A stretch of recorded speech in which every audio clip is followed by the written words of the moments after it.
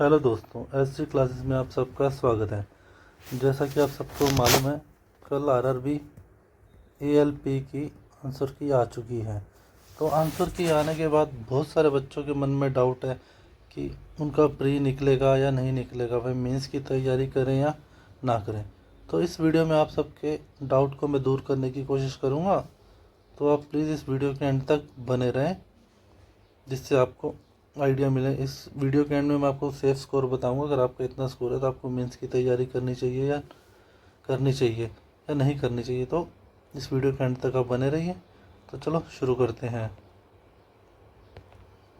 दोस्तों, हमें जो रैंक गुरुजी से डाटा मिला है, टोटल कितने बच्चों ने पेपर दिया, 90,553 बच्चों का डाटा है ये। और उनमें ये एवरेज स्कोर क्या बन रहा है, 42.30। ये सभी बच्चों का एवरेज स्कोर आ रहा है। तो चलो देखते हैं अपने पास कितनी शिफ्ट्स में एएलपी का पेपर हो रहा है। 11 शिफ्ट में हुआ था। तो जो 17 तारीख की जो लास्ट शिफ्ट थी, तीसरी, उसका एवरेज मार्क्स क्या थे, 38.20। और जो 18 तारीख की तीसरी शिफ्ट थी, उसके एवरेज मार्क्स क्या थे, 49.72। तो दोस्तों क्या हुआ, जैसे ही नए बच्चे पेपर देने गए पहली शिफ्ट के स्टार्टिंग में, तो बच्चे साइंस पढ़ के गए, जीके पढ़ के गए कि हाँ साइंस प्रिपेयर अच्छे से कर रहे हैं। लेकिन जब पेपर देखा तो पेपर में 60 क्वेश्चन ही टोटल मैथ प्लस रीजनिंग के आ गए। साइंस तो उन्हें देखने को नहीं मिली, जीके और साइंस के सिर्फ 15 क्वेश्चन मिले। ऐसा नहीं है कि बच्चों को मैथ और रीजनिंग नहीं आती है बच्चों को, लेकिन रीजनिंग में दिमाग लगता है, टाइम लगता है। जो मेंटली वो इस चीज़ के लिए प्रिपेयर नहीं थे, तो बच्चों के कहीं कहीं पे बहुत कम नंबर भी बने हैं। और जिनकी मैथ रीडिंग स्ट्रॉन्ग थी तो उन्होंने इसमें दबा के नंबर भी बनाए हैं। तो ये भी एक फैक्टर है एवरेज मार्क्स के डिफरेंस का।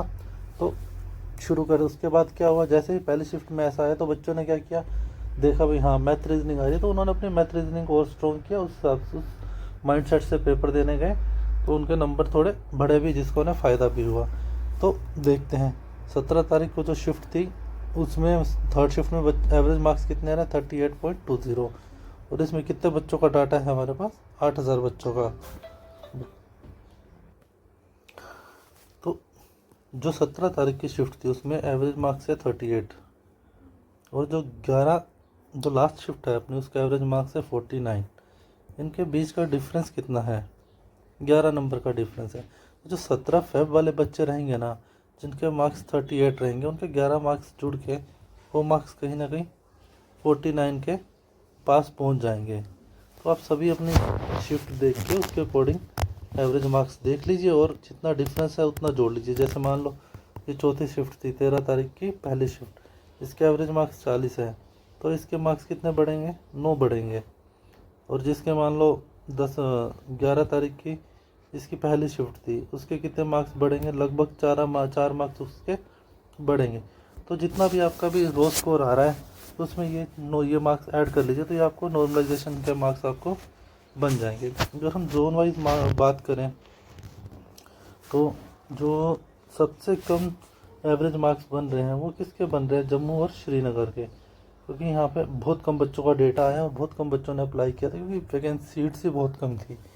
और सबसे ज़्यादा जो एवरेज मार्क्स बन रहे हैं वो अपने बन रहे हैं मुजफ्फरपुर के।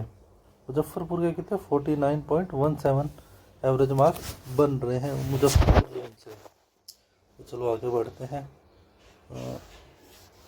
उसके बाद अगर अपने बात करें RRB vacancy and category wise normal cut off, हम बात करें अगर सबसे ज़्यादा वैकेंसी जो थी यहाँ अपनी थी सिकंदराबाद में। और सिकंदराबाद में पिछली बार वैकेंसी थी 2500, लेकिन उससे 1000 वैकेंसी कम हुई है। जब पिछली बार 2500 वैकेंसी थी तो कट ऑफ कितनी गई थी, 56.2।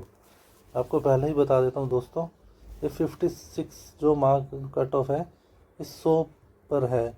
जो आपका पेपर हुआ है 75 पर, ठीक है। तो अगर मैं इसके 100 को उस पर निकालूँ, अगर आप 75 पे निकालोगे तो ओवर एवरेज आपके 45 के अराउंड मार्क्स आएंगे, ठीक है दोस्तों। आप 100 पे कैलकुलेशन मानो तो 56 मार्क्स कट ऑफ गई थी। उसके बाद अगर हमारे पास इस बार सबसे कम वैकेंसी की बात करें तो जम्मू कश्मीर की 8 है, और पहले 130 थी तो 52 गई थी। तो इस बार भी इसकी कट ऑफ 56 के अराउंड जाने की संभावना है, जिन्होंने जम्मू से भरा है। और अगर अपने बात करें मुंबई तो उनसे बहुत बच्चों ने फॉर्म भरा है। पिछली बार इतनी वैकेंसी थी लेकिन इस बार 718 है, तो इतनी कट ऑफ गई थी। इस बार 60 के अराउंड इसकी कट ऑफ जाने की संभावना है। तो दोस्तों ये आपके पास एक टेबल है जिसमें आप अपने जोन वाइज कितनी वैकेंसी है और पिछली बार कितनी कट ऑफ गई थी उस हिसाब से आप कम ज़्यादा देख सकते हैं।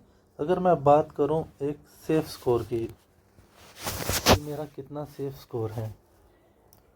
सेफ स्कोर, अगर जिस भी बच्चे के जनरल कैटेगरी की मैं बात करूंगा, जिस भी बच्चे के अगर 45 मार्क्स बन रहे हैं, ठीक है, जिस भी बच्चे के जनरल से 45 मार्क्स बन रहे हैं उसे मेंस की तैयारी में अभी से लग जाना चाहिए।